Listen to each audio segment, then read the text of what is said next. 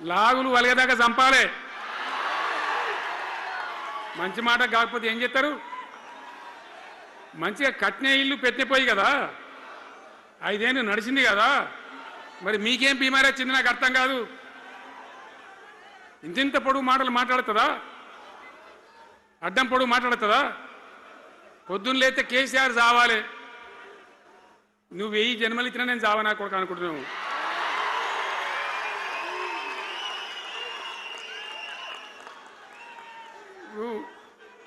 ఉట్టి మీద దాచిపెట్టిరు,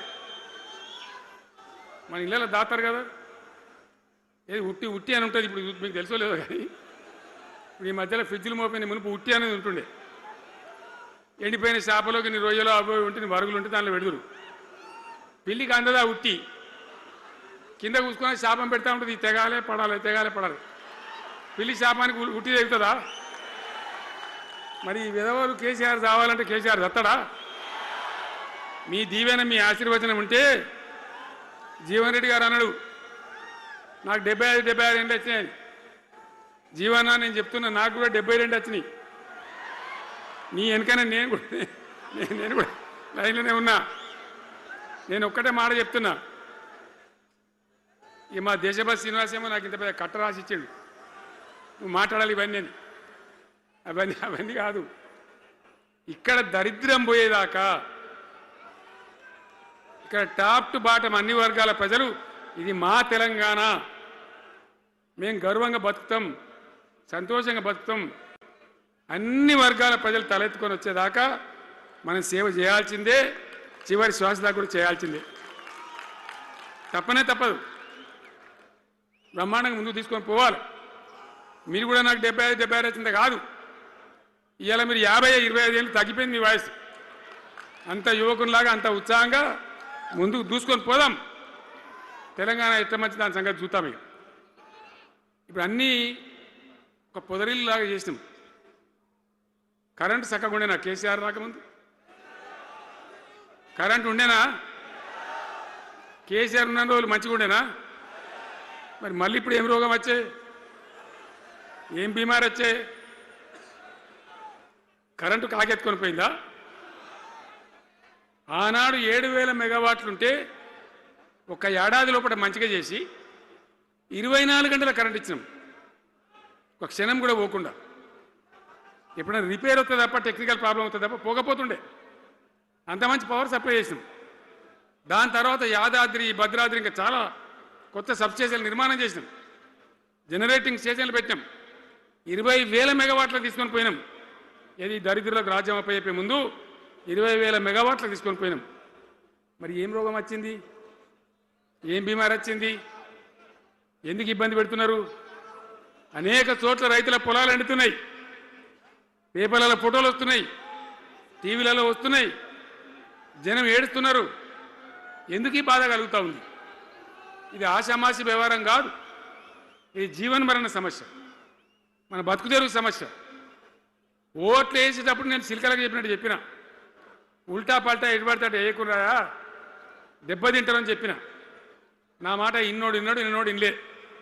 ఇప్పుడు ఏమైంది? ఏం జరుగుతుంది? ఆ రోజు నేను చెప్పిన, వీళ్ళు కనుక గెలిస్తే ఈ దుర్మార్గులు, వీళ్ళ గుండె లోపల తడి లేదు, వీళ్ళు రైతు బంధుకు రామ్ రామ్, దళిత బంధుకు జై భీమ్. అయిందా? అట్లే పక్క ముచ్చట ఇది. ఇక ఇవాళ ఇప్పుడు జీవన్ రెడ్డి గారు చెప్పిండు, కాంగ్రెస్ వాళ్ళు సభ పెట్టినాడు, కాటారంలో బుడరంలో పెట్టినాడు, ఆడ పైసలు ఎత్తారట. ఒక్క తేపకేసే రైతు బంధు నెలకొక ఇస్తా, ఎకరానికా? అంటే 2 నెలలకు ఒక ఎకరానికి అంతేనా? 6,000 వేసినాం, మా అంతా సిపాయిలని బొచ్చ కొట్టుకుంటాను. ఆనాడు ఎట్లా పడేది రైతు బంధు? 10 రోజుల గ్యాప్లో మొత్తం రైతులకు వచ్చేసింది. టంగ్ మన సెల్ ఫోన్ మోగుతుండే, మంచిగా టింగున పోయి బ్యాంకుకి వెళ్ళి తెచ్చుకుంటుండే. ఎక్కడ పోయి మరి? ఏం మాట్లాడిండ్రు? ఉరుకుని బ్యాంకులకు పోయి 2 లక్షలు 3 లక్షలు లోన్ తెచ్చుకోండి. తెల్లారే ఆనాడే సంతకం పెడతాం, లోన్లన్నీ మాఫీ అయినాయా? ఇట్లా అడ్డగోలు నోటికొచ్చిన మాటలు చెప్పి, ఇష్టం వచ్చిన కథలు చెప్పి అర్రాసు పాట పడినట్ట. కేసీఆర్ 10,000 ఇస్తాడా, మేము 15 ఇస్తాం. పింఛన్లు 2,000 ఇస్తాడా, మేము 4,000 ఇస్తాం. వికలాంగులకు 4,000 ఇస్తాడా, మేము 6,000 ఇస్తాం అనే వరకల్లా మన వాళ్ళు మోసపోయింది. నేను చెప్పిన ఇది మోసంరా నాయన, గోసపడతాము, ఇది అయ్యేది కాదు, ఆర్థిక పరిస్థితి లేదు అని నేను చెప్పిన ఆ రోజే మీటింగ్లలో చెప్పిన. కానీ కొద్దిమంది ఆశపడితే ఏమైంది, 1.7%తో బీఆర్ఎస్ ఓడిపోయింది. మనం కూడా 39-40 ఎమ్మెల్యేలు గెలిచినాం. ఇంకో 10 మంది కొద్ది తేడాతోనే ఓడిపోయింది. అయితే 1.7% తేడాతోనే బీఆర్ఎస్ ఓటమి పాలైంది. సరే, మంచి మాట. మరి వచ్చిన ప్రభుత్వం పనిచేయాలి కదా, వాళ్ళకు కూడా అవకాశం ఇవ్వాలి కదా. సరే, మన నాన్న వాడో వీడో కొంత దుంకులాడినా నేను మాట్లాడలే, నీ బయటికి రాలే, తక్కువ 1-2 సార్లు తప్ప రాలే. వాళ్ళకు కూడా ఛాన్స్ ఇవ్వాలి, అవకాశం ఇవ్వాలి. మనం ఎక్కసంతో ఉండొద్దు, చేయని ఏం పరిపాలన చేస్తారో చేయని, మంచిదే కదా అని చెప్పి అనుకున్నాం. మరి ఏమైతే అంది, ఎక్కడ చూసినా చిల్లర మాటలు తప్ప ఒక్కటంటే ఒక్కటన్నా నిర్మాణాత్మకమైన కార్యక్రమం ఉందా? ఒక్కటన్నా ఏదైనా గొప్ప స్కీమ్ మొదలుపెట్టినరా? ఒక పొదరిల్లులాగా వడ్డించిన విస్తరలాగా తెలంగాణ మీకు అప్పచెప్పినాం. ఎన్నిట్లలో నంబర్ 1 తెలంగాణ. మంచినీళ్ళ సప్లైల నంబర్ 1, కరెంటు సప్లైల నంబర్ 1, పర్ క్యాపిటల్ తలసరి ఆదాయంలో నంబర్ 1, రాష్ట్ర స్థూల ఉత్పత్తి జిఎస్డిపిల నంబర్ 1. ఎన్నిట్లనో కేంద్ర అవార్డు రావాలి. అంత బాగా చేసిన తెలంగాణ 2.5 ఏళ్లలో ఇలా ఎవ్వని మాట్లాడించిన రైతులను మాట్లాడితే గొడవ వైడుతున్నారు. నాశనం అయిపోయింది అన్న, చెడగొట్టుకున్నాం. మా చెప్పుతున్నాం, మేమే కొట్టుకుంటాం ఓటును వాళ్ళు కొంతమంది బాధపడి. ఎందుకు? ఎంత మంచిగా కడుపులో చల్లగదిలో కూడా రైతులకు ఎట్లుండే, ఎంత బాగుండే. కరెంటుకు బాధ ఉండేనా, నీళ్ళకు బాధ ఉండేనా? యూరియా బస్తాలు ఏ శాతం అయితే లేదా ఈ ప్రభుత్వానికి? యూరియా బస్తాలు కావాలి రాబోయంటే యాప్ పెట్టినా ఉంటాడు. దుకాణంలో లేకపోతే యాప్లోకి వెళ్తాయా? ఈ దమ్ముంటే తెచ్చి దుకాణంలో పెట్టాలి, కానీ ఆ యాపులు పట్టుకొని తిరిగితే కాళ్ళకు వాపులు వస్తాయి. బస్తాలు మాత్రం దొరుకుతలేవు. నిజమేనా నేను చెప్పేది? యాడ చూసిన ఎరువు బస్తాలు కూడా శాతం కాదు ఆఖరికి. అంతకుముందు కాంగ్రెస్ గవర్నమెంట్ ఉన్నప్పుడు అట్లే ఉండే, పోలీస్ స్టేషన్లో పెట్టి అమ్మిండ్రు యూరియా బస్తాలు. ఇవాళ మళ్ళా చెప్పుల లైన్లు, కాళ్ళకు వాపులు రావాలి. ఆటో రిక్షానికి చెప్తే 10 బస్తాలు వేసిపోరాబోయంటే పొలం కాడ వచ్చి ఎత్తుండే. ఇలా యూరియా కోసం ఇంత బాధన. ఇది ఎంత అసమర్థమైన ప్రభుత్వం, ఎంతగాని శాతగాని ప్రభుత్వం. అన్నిటికీ బాధనే కదా. బంగారం లాగున్న రైతులు ఎంత ఆనందంగా ఉండే. వానాకాలం పంటలు పండితే తడిసిన ధాన్యం కాడికెళ్ళి కొని మొత్తం బ్రహ్మాండంగా రైతులకు డబ్బులు బ్యాంకులు వేసేది, మధ్య దళారు లేకుండా. మా గంగుల కమలాకర్ వేసేది, చేయి మీద కూర్చున్నాడు సివిల్ సప్లైస్ మినిస్టర్గా, కొట్లాడి తీసుకుపోయి వేసేది. రైతులకు ముందుగా పోవాలి, వాళ్ళు పోయి మళ్ళీ సెకండ్కి పని చేసుకోవాలి. ధాన్యం అమ్మిన డబ్బులు వచ్చేది, ఇటు రైతు బంధు పైసలు వచ్చేది. రైతులు మోతాదు లేకుండ్రి, మంచిగా పనిచేసుకున్నారు. ఇప్పుడు ఏమైంది? ఎరువు అనే యాపు, రైతు బంధు కోసం మొగులు చూడాలా, అది నెలకో ఎకరానికి వస్తుంది. ఇప్పుడు జగిత్యాల కేసీఆర్ సభ అంటే మళ్ళీ ఇలా పైసలు విడుదలన్నట్టు. రైతు బంధు రావాలంటే మళ్ళీ సభ పెట్టను అయింది. 3వ కిస్తీ రావాలంటే మళ్ళీ ఏమన్నా కేసీఆర్ సభ పెట్టాలి ఇక, అంతేనా? ఇది ప్రభుత్వమా? ఒక 75,000 కోట్లు ఇచ్చినాం మనం రైతులకు. 75,000 కోట్లు. మా పల్లరాజశేఖర గారు ఉండే ఎక్కడున్నాడు, పోయినప్పుడు రైతు బంధు అధ్యక్షుని ఉండే రాష్ట్రానికి ఎమ్మెల్యేగా లేకుండే ఈయననే నిలబడేపించింది. 73,000 కోట్ల పైచీలకు డబ్బులు అనాయాసంగా సునాయాసంగా రైతు ఖాతాలకు పంపించింది. ఇప్పుడు ఏం రోగం వచ్చింది? ఏం బీమారి వచ్చింది? అచ్చా, ఇంకో మాట మీరు నాకు చెప్పాలి. ఈ కాంగ్రెస్ సిపాయిలు ఏం మాట్లాడారు ఎలక్షన్లో? కేసీఆర్ అంటాడు చక్కగా చేస్తలేడా? మేము చాలా సిపాయిలము, చాలా అనుభవం ఉన్న పార్టీ మాది, బ్రహ్మాండంగా చేస్తాం, మీకు 6 సందమామలు 7 సూర్యులు పెడతామన్నారు అన్నారు కదా, ఆయన నరికిండ్రు కదా. ఇలా రాష్ట్ర ఆర్థిక ఆదాయం ఎందుకు దిగజారిపోయింది? దయచేసి ఆలోచన చేయండి. కేసీఆర్ ఉన్నప్పుడు రియల్ ఎస్టేట్ ఎట్లా ఉండే? రైతుల భూముల ధరలు ఎట్లుండే? హైవే పక్కకుంటే 2 కోట్లు 3 కోట్లు, డాంబర్ రోడ్ పక్కకుంటే ₹1,00,00,000 ధీమా ఉండే రైతులకు. ఇంకా అమ్మాయిందిరా పెళ్లి అంటే పావడంత అమ్మి చేత పోవా, వాళ్ళ దగ్గర అమ్మి చేత బిల్డింగ్ కట్టుకుంటా.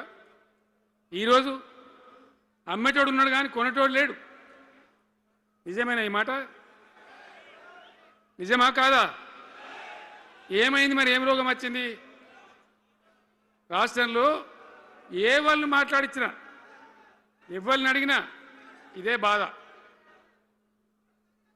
ఈ విధంగా రైతుల భూముల ధరలు పడిపోయినాయి, రాష్ట్ర ఆర్థిక పరిస్థితి పడిపోయింది, మంచినీళ్ళకు గోసపడాలి, రైతాంగం అన్నిటికి గోసపడాలి. ఇవాళ మక్కలండి, మక్కలు వచ్చినాయి. పెడితే కొంటమని చెప్పారు, కొనకపోతే కొనమని చెప్పండి. ఈ శాతకాని దొంగతనం ఎందుకు? లోపల అధికారులకేమో కొనకూడని చెప్తుంది, మీది కొంటమని చెప్తుంది. మక్కలు కొనే ధీమా ఉందా? ఇవాళ కొంటుండ్రా? వడ్లు కొంటుండ్రా? కొనకపోగా మళ్ళీ ఇంకా బోనస్ ఇస్తామని ఒక బోగస్ మాట. ఎవరికైనా నచ్చిన బోనస్ వస్తుందా? వాటిదే బోనస్, అంత బోగస్. ఈ విధంగా పంట వేసిన కాడి నుంచి పంట కొనుగోలు దాకా బీఆర్ఎస్ ప్రభుత్వం అని నిలబడ్డది, రైతులకు తోడుగా నిలబడ్డది, రైతులను ఆదుకున్నది. ధాన్యం తడిచిపోతే కూడా కొన్నది. కానీ ఇలా రైతాంగం అంతా ఆగమాగం. రైతు బంధు ఎప్పుడవుతుందో తెలియదు, ధాన్యం కొనరో తెలియదు, కొంటే పైసలు తొందరగా వస్తాయో రావో తెలియదు. చాలా సతమతం అవుతున్నారు. రైతులను మాట్లాడితే చాలా తప్పు చేసుకున్నాం సార్, పొరపాటు అయిపోయింది అని బాధపడుతున్నారు. మంచిగుండ్రి, మళ్ళీ వాళ్ళ ఆత్మహత్యలు స్టార్ట్ అవుతున్నాయి. వాళ్ళకి ఇచ్చే ఆర్డర్లన్నీ బంద్ చేసిండ్రు, ఇంకెవరికి వస్తారట కమిషన్ల కోసం, అది వాళ్ళని అవస్థ పెడతా ఉన్నారు. ఉద్యోగులు ఆనాడు మనం 72% ఇచ్చినాం, వాళ్ళు తెలంగాణ ఉద్యమంలో పనిచేశారు కాబట్టి టీఎన్జిఓ అంటోళ్ళు సమైక్య రాష్ట్రంలో కూడా వాళ్ళ ఉనికి పొడగొట్టుకోలే, టీఎన్జిఓగానే ఉన్నారు తెలంగాణ ఎన్జిఓలుగా. కాబట్టి వాళ్ళని గౌరవించి గుర్తించి బ్రహ్మాండంగా 72% పీఆర్సీ ఇచ్చినాం. ఇలా ₹7 ఇచ్చిండ్రా? 7% అని ఇచ్చిండ్రా? ఏమైంది? ఏం బీమారి అయింది? ఎంతమందిని మోసం చేస్తారు? ఆఖరికి వస్తే పరిస్థితి ఏంది? ఇలా రాష్ట్రంలో రిటైర్డ్ ఉద్యోగస్తులకు కూడా వాళ్ళకి రావాల్సిన బకాయి, వాళ్ళు దాచుకున్న డబ్బులు వీళ్ళు ఇచ్చే మెహర్బానీ ఏం లేదు, ఆ డబ్బులు కూడా ఇచ్చే పరిస్థితి లేదు.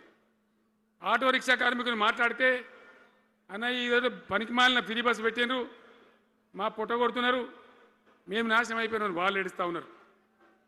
పిల్లలకు అది నేమ్ పెట్టలే. ఆయన కాంగ్రెస్ ముఖ్యమంత్రి అయినా రాజశేఖర రెడ్డి గారు అప్పుడు పెట్టిండు, ఇది ఫీజు రియంబర్స్మెంట్ అనే స్కీమ్. మంచి లాభం జరిగింది, నేను దాన్ని కొనసాగించిన. ఇలా మొత్తం బీసీలకు ఎస్సీలకు పిల్లలందరికీ ఫీజు రియంబర్స్మెంట్ రాక 10-12 వేల కోట్ల బకాయిలు పెడితే వాళ్ళు ఆగం, వాళ్ళు రోడ్డున పడరు. కోర్టుకు పోతే పిల్లల దగ్గర వసూలు చేసుకొని చెప్పి కోర్టులు చెప్తా ఉన్నాయి. వాళ్ళ గతి ఏం కావాలి? ఇప్పుడు ఎవరిని కదిలిచ్చినా ఈ రాష్ట్రంలో, ఎవరిని మాట్లాడించినా, ఒక విద్యార్థిని మాట్లాడినా, ఒక రిటైర్డ్ అయిన ఉద్యోగిని మాట్లాడినా, పనిచేస్తున్న ఉద్యోగిని మాట్లాడినా, రైతాంగంతో మాట్లాడినా ప్రతి వాడు అసంతృప్తి, ఒక బాధ, మాకేదో అన్యాయం జరిగినటువంటి పరిస్థితిలో మాట్లాడుతూ ఉన్నారు. పిల్లల పాపం చదువుకునే వాళ్ళు ఉంటే వాళ్ళకి విదేశాల్లో సీట్లు వస్తే 20 లక్షల రూపాయలు ఇచ్చాం. అంబేద్కర్ పేరు మీద, జ్యోతిబా పూలే పేరు మీద ఎస్సీ పిల్లలకు, బీసీ పిల్లలకు, ఓసీలలో కూడా నిరుపేదలకు ఇచ్చినాం. ఇలా దాన్ని బంద్ పెట్టినారు, వాళ్ళు ఆగమైపోతూ ఉన్నారు. అన్నీ కూడా సర్వనాశనం చేస్తూ ఉన్నారు. అన్ని స్కామ్లు, కుంభకోణాలు, భూ కబ్జాలు. పొద్దున్న లేస్తే పేపర్ తిప్పితే బాధ కలిగేటువంటి పరిస్థితులు. సో ఈ రకంగా సింగరేణి అద్భుతంగా ఉన్న సింగరేణి నాశనం చేసి ఇలా బొగ్గులకు స్కామ్, సివిల్ సప్లైస్ల స్కామ్, మొత్తం అని కూడా స్కామ్లు దోపిడీ తప్ప ప్రజలకు పనిచేసే పరిస్థితి లేదు. మరి ఏం జరగాల? కాంగ్రెస్ వాళ్ళు చెప్పిన మాటలు వింటే ఈ మాటలు కోటలు దాటినట్టు ఇష్టం ఉన్నట్టు చెప్పారు.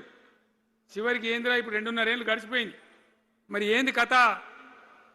కాకికి పెడదామంటే కంకెడి లేవు, పిట్టకి పెడదామంటే పిడికెడి లేవు. వటియే ముచ్చట్లు వటియే మాటలు తప్ప ఎక్కడ ఏం జరిగింది లేదు. ఏ డిపార్ట్మెంట్లో కానీ ఏ రంగంలో కానీ, ఒక ఇరిగేషన్లనా, ఒక కరెంట్లనా, ఇంకో దానిలనా, ఒక అర్బన్ డెవలప్మెంటా, రూరల్ డెవలప్మెంటా ఏమైనా జరిగిందా? ఆనాడు మన పల్లెలు బాగు చేసుకోవాలని చెప్పి దేశంలోనే ఎక్కడ లేని విధంగా పల్లె ప్రగతి కార్యక్రమాలు చేసినాం. ప్రతి ఊరికి అన్నేళ్ళ తెలుగుదేశం కాంగ్రెస్ గవర్నమెంట్లు ఉంటే చచ్చిపోతే ఏడగాలేసుకోవడం జాగ కూడా చూపించలే. ప్రతి గ్రామానికి ఆనాడు మనం వైకుంఠ ధామాలు కట్టినాం. ప్రతి గ్రామంలో క్రీడా ప్రాంగణాలు కట్టినాం. ప్రతి గ్రామంలో నర్సరీలు పెట్టినాం. ప్రతి గ్రామంలో పల్లె ప్రకృతి వనాలు పెట్టినాం. ప్రతి గ్రామ పంచాయతీకి ట్రాక్టర్ ఇప్పించినాం. ఆనాడు చెత్త తీసేది, ఇలా పనిచేస్తున్నాయి ట్రాక్టర్లు. ఊళ్ళలో ట్రాక్టర్లు పనిచేస్తున్నాయన్నా, మూలకు పడ్డాయి, డీజిల్ పోసే దిక్కులేదు. ఏం చేయాలా? పల్లె ప్రకృతి వనం పెడితే దాన్ని నీళ్ళు పోసే దిక్కులేదు. ఏం రోగం వచ్చింది? ఏం బాధ? డీజిల్ లేదా? ఆ తెలివి కూడా లేదా? ఆ రోజు నేను చెప్పిన ఆర్థిక శాఖ కార్యదర్శిని పిలిచి అవసరమైతే ఎమ్మెల్యేల జీతాలు బంద్ పెట్టుంది కానీ గ్రామ పంచాయతీల డబ్బులు మాత్రం విడుదల చేయండి అని చెప్పినాడు. అంత టెన్షన్గా డబ్బులు పంపించేది, కార్యక్రమాలు జరిగేది, గ్రామాలు మంచిగా ఉండేది. అది నాశనం పట్టిండ్రు. మున్సిపాలిటీలు అయితే మురిక్కుపాలు అయిపోయినాయి. మరి ఏం చక్కగా ఉన్నట్టు? ఏం బాగున్నదన్నా?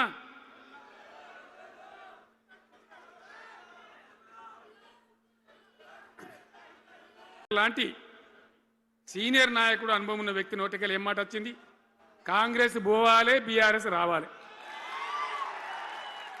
ఎందుకు వస్తుంది ఆ మాట? వటిగానే వస్తుందా? బాధ్యత లేకుండా వస్తుందా? ఏది చూసినా కూడా చక్కదనం లేకపోతే, పొద్దున్న లేతే దోపిడి తప్ప ఇంకోటి లేకపోతే ఎందుకు ఈ పరిస్థితి వస్తుంది? రాష్ట్ర ఆర్థిక పరిస్థితి నాశనం, ఉద్యోగస్తులు ఆగం, రిటైర్డ్ ఉద్యోగస్తులు ఆగం, విద్యార్థుల జీవితాలు ఆగం, ఆటో కార్మికుల జీవితాలు ఆగం. ఎవరు చక్కగా ఉన్నాడు? సంతృప్తిగా ఎవరున్నారు? ఏం జరుగుతూ ఉంది? ఇది ఈ రాష్ట్రంలో ఉన్న పరిస్థితి. ఇక నేను చెప్పానంటే తెల్లారదాకా చెప్పచ్చు. నేను ఒకటే మీద మనవి చేస్తూ ఉన్నా, ఖచ్చితంగా మళ్ళీ ఎట్టి పరిస్థితులలో ఎవరు ఏమన్నా సరే ఖచ్చితంగా రావాలి. ఇంకా ఈ అందానికి ఒకటి బోడముండ హైడ్రాని తెచ్చిపెట్టింది.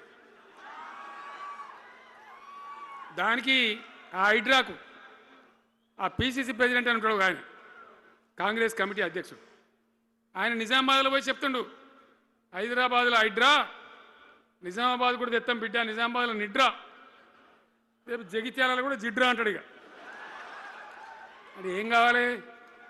మొత్తం పేదల కొంపలన్నీ కూల్చుడేనా? కేసీఆర్ రాజ్యానికి వచ్చినప్పుడు 3.5 లక్షల మందికి పేదలు ఎక్కడ ఉన్నారో అక్కడనే పట్టాలు ఇచ్చినాం.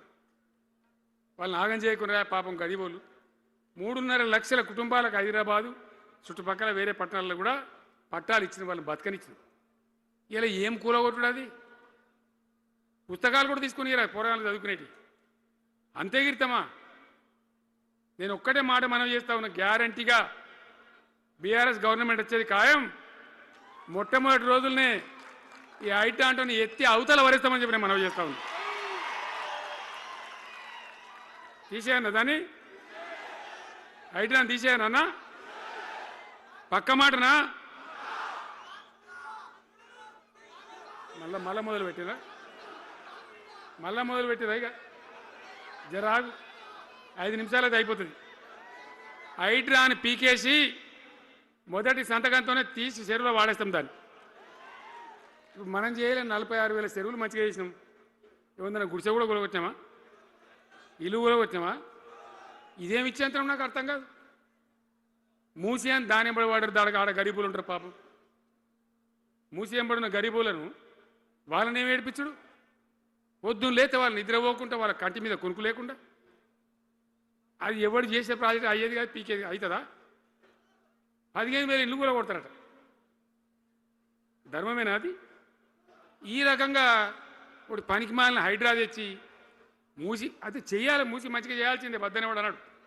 అన్ని వేల ఇల్లు కూడా కొట్టడం ఎందుకు నాకు అర్థం కాదు. అలా ఏం లేదు, భూములు కబ్జా పెట్టే రియల్ ఎస్టేట్ దందా తప్ప దాంట్లో ఏం లేదు. మూసి ప్రజల కోసం కాదు, నగర ప్రజల కోసం కాదు, ఈజీగా చేయగలిగిన దాన్ని, మామూలుగా చేయగలిగిన దాన్ని నాశనం బట్టి దాన్ని కథం పడతా ఉన్నా. ఏది చూసినా కూడా ఒక రకమైన దోపిడీ, ఒక రకమైనటువంటి గుండాగిరి, అరాచక వ్యవస్థతో ముందుకోతున్నారు తప్ప ప్రజా సంక్షేమాన్ని కాంక్షించి ఒక్క స్కీమ్ కూడా రాలే. ఇరిగేషన్ ప్రాజెక్టులు అన్ని పండబెట్టిరు. ఏం రోగం? ఒకనాడు కాకతీయ కాలువ మీద, మన వరద కాలువ మీద మోటార్లు పెడితే ఏం కోసాది? మా శంకరెడ్డి చెప్తా ఉండే ఇంతకుముందు, వేల మోటార్లు పెట్టుకుంటే వచ్చి కోసుకపోదురు, లారీలకు మోటార్లు ఎత్తుకపోదురు.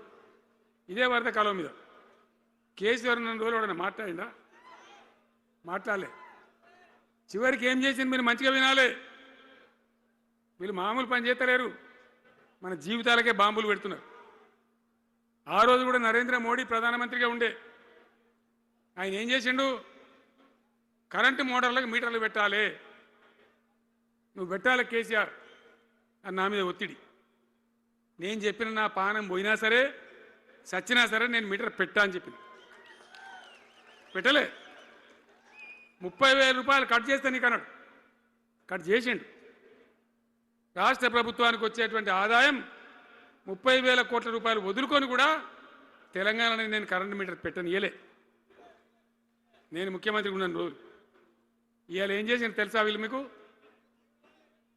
మీకు తెలియలే, మీరు అమాయకులున్నారు. ఢిల్లీకి పోయి ఒప్పుకున్నారు. ఒప్పుకొని ఏం చేశారు?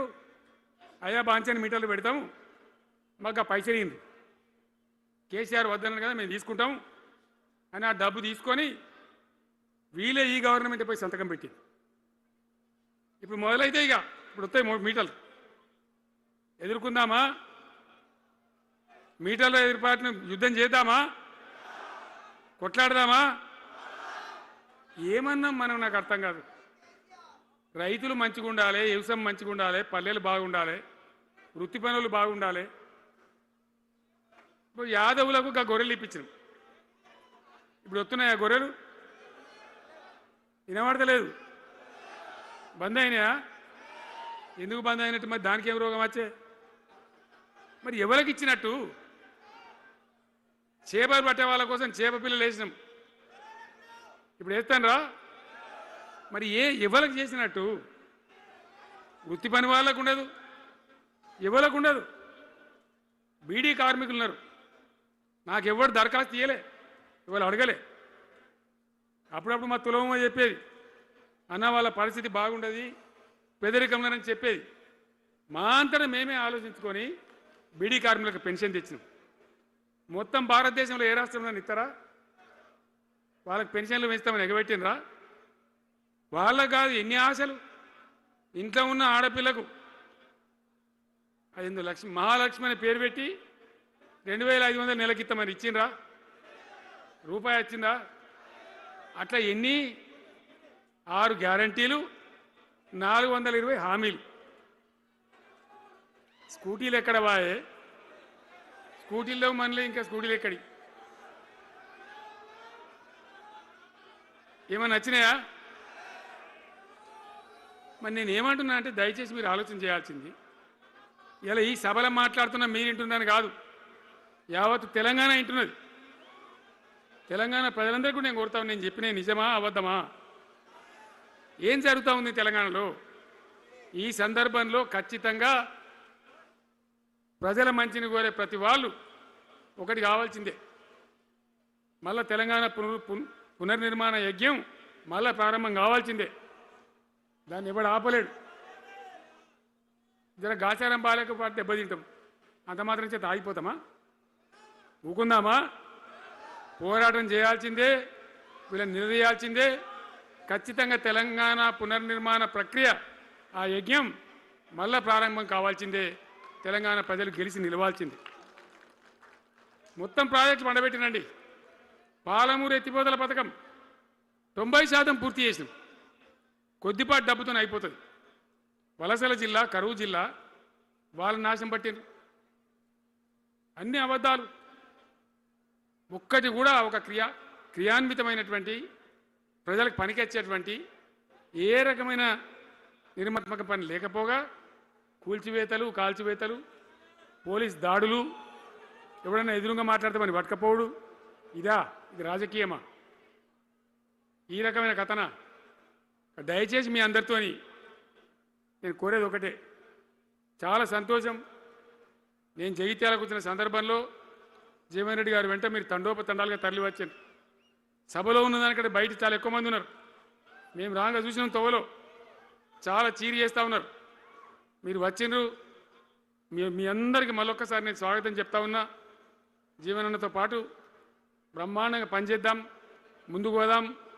ఈ జగిత్యాల జైత్ర యాత్రనే మళ్ళీ మన రాజకీయ శక్తుల పునరేకీకరణ చేసుకుంటూ మనం విజయం సాధించే వైపుగా పోవాలి.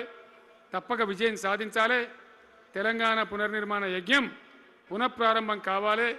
ముందుకు పోయి మనం విజయం సాధించాలని కోరుకుంటూ మీ అందరికీ కూడా పేరు పేరున ప్రతి ఒక్కరికి ధన్యవాదాలు తెలియజేస్తూ నేను సెలవు తీసుకుంటా ఉన్నా. జై తెలంగాణ, జై తెలంగాణ. సలవడని గట్టిగా చెప్పాలి. జై తెలంగాణ, జై తెలంగాణ. ధన్యవాదాలు.